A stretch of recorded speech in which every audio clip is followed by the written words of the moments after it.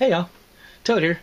Well, what we're going to take a look at today is the WeaponShield.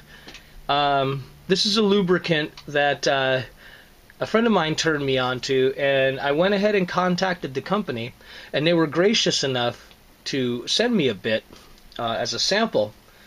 And I think I already put the video about when I unboxed it, so you know, it's from a company called, I guess you probably won't even see it on there, but it's from a company called Steelshield. And this particular product is called WeaponShield, of course, because I have a cruddy camera, it's not going to show. The bottom line is Steelshield is into all different kinds of lubricants, and WeaponShield is just one of them. And that was one of the things that interested me about the company, is that they're very upfront about the fact they do lots of different kinds of lubricants in the metal world. And this is just one of them. So what I did was I tried it on the Beretta 92. And the bottom line is it worked.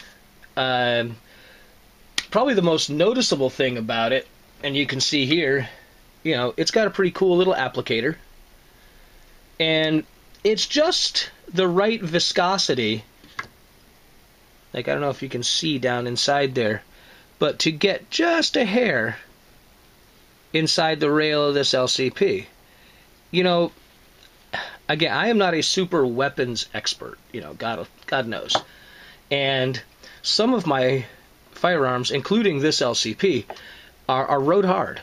I mean, this is not a safe queen. This is not a take it out on Saturday once a month or whatever and shoot it. This is something that's an everyday deal. And it gets cruddy.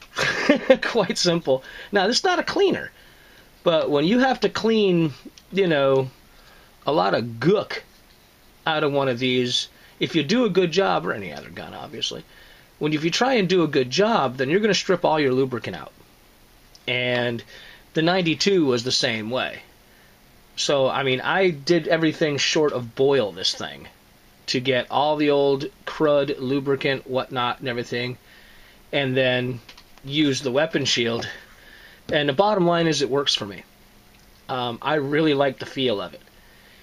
Is it superior in its lubrication qualities to, yeah, to some others? It is. Because it seems to have just that right balance of viscosity where it'll stick where you want it to stick, you know what I'm saying? But it's not so thick that it goops up, and it's not so thin that it migrates all over the place and doesn't stay where you want it to stay. I dig that.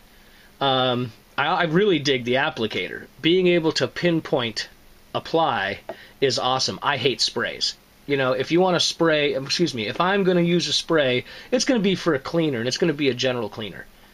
You know, but it's certainly not going to be a lubricant, because give me a break.